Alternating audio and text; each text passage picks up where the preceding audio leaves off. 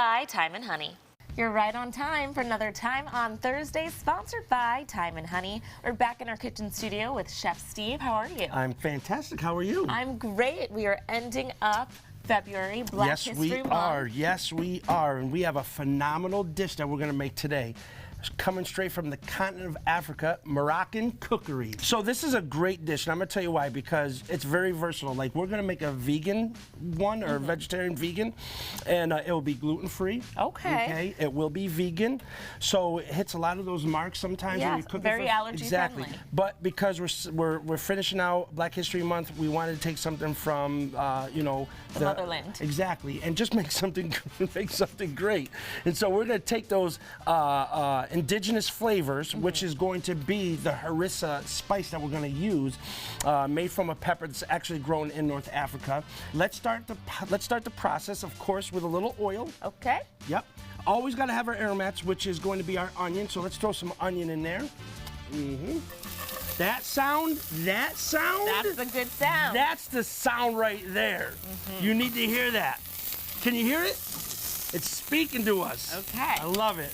So anyways, let's add our peppers now. Okay. Look at the vibrant colors. Oh, I love this. So the more colors, the more nutrients. So yes. That's why we want to cook like that. So you want to look at how much color you have there. You have the red, yellow, and orange, adding a lot of nutrients to this. So again, this is going to be a very flavorful dish, but it's going to be very healthy. Yeah. It's going to create a little fond at the bottom, so we want that. Now, what we want to do next is garlic. We got to have that garlic. So go ahead and throw in a nice heaping amount of garlic in there. Oh, okay, good. Maybe one more. Okay.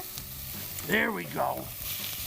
Gotta love the garlic. Yeah, so we did it at this stage because, again, we want to be careful of how much cooking we've already done, and we want the peppers and onions to go for a little bit, and then the garlic to catch up without burning. Okay, next what we're going to do, we're going to go ahead and add our spices. So we have some wonderful spices. We got a couple of things. So first of all, give me the paprika and onion powder. Okay. Throw that in there, all of it. Bam. Now, I have coriander. Take a spoon. Okay. We have some freshly ground coriander. I'm going to tell you a little secret behind this also. Perfect. Take the other one, which is cumin, right there. Throw in 1.5. Oh, yeah. Oh, yeah. Okay. All right, and then we have some harissa spice right there. Yep. Okay, Go so ahead tell and me dump about that in. this harissa spice. I will. Go ahead and maybe 1.5 of those also. That's perfect. We cook with love. Yes, from the heart. All right, so now again, we're dry roasting that, as we've always talked about. Dry roasting at the bottom, let it cook. Now, harissa is a spice that's grown in North Africa, and it's a pepper. And what they'll do is they'll dry the pepper out, very unique, very flavorful, and then they'll grind it into a spice or into a paste, and we add it. And it's going to increase the level of flavor that's going to be added. Now, if you can look at all that browning at the bottom. You see all that? That fond? That is the spices releasing its oils and its fragrance, sticking to the bottom of the pan. And what's going to happen is when we do a reduction or deglazing with the tomatoes in a minute, it's going to lift all of those flavors up. Look at that. Okay. Smell that.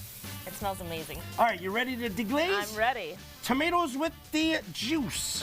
Okie. There you go. And if you want to go ahead and scrape that, Chels. We're picking up all of the flavors. Yes, scrape it really good. Oh, yes. Boom, boom, boom. Look at that. You see how it's coming off? Oh, yeah.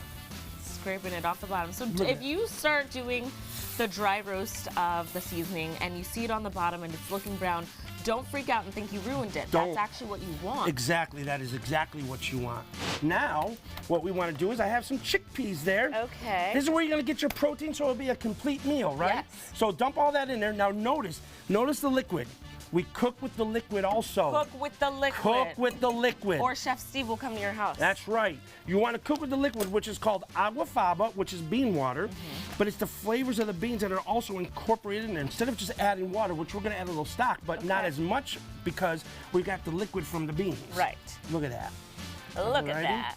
And then go ahead and add half of that stock. We're going to dump that in there. And this is just vegetable stock? Just vegetable stock, because again, it's vegan.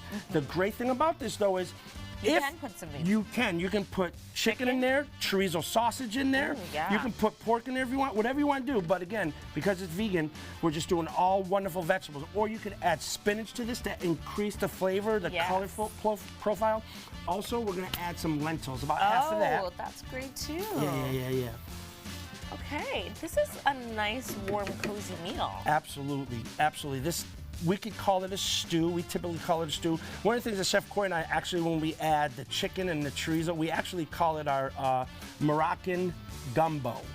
Oh, okay. Just a little play, Yeah, you know, it just is, a little absolutely. play, you know, I just see a little it. play. You see that? A little play, a little fun. Okay, Charles, this is cooked down really good. Yes. This is amazing. Now, I don't know about you, but I'm a type of guy that I love bread. Oh, And with I- the soup, come on. And dipping it in soup. Look at this. I got some great Tuscan bread. Okay. There you go. Beautiful. A nice big chunk. Nice big chunk. You ready? I'm ready. We're going in. Here. Cheers. Oh, yeah. So much flavor. So much flavor. You hit all the food groups, basically. All of them. This is great. And you have classes like these coming up. We'll offer this in our Moroccan class. We also are doing Mediterranean. We're doing our surf and turf class. We're also introducing desserts. One of the things that we're realizing is people want to try dessert cookery Oh, also. yeah. So we're doing fresh homemade chocolate mousse, mini tiramisus. Also, we're doing this peach dumpling dessert. We've made that here on the show, and I have to say, Phenomenal. you're going to want to go out to You're that gonna want to class. go. Easy to go to, buffalocookingclass.com. Simply look at what we have offered up. Register yourself, very simple, and then just show up with your appetite and some enthusiasm and some fun. Alrighty, and as always, you can find this recipe over on our website, daytimebuffalo.com. Chef Steve, thank you so much for helping us Absolutely. close out Black History Month. Thank you.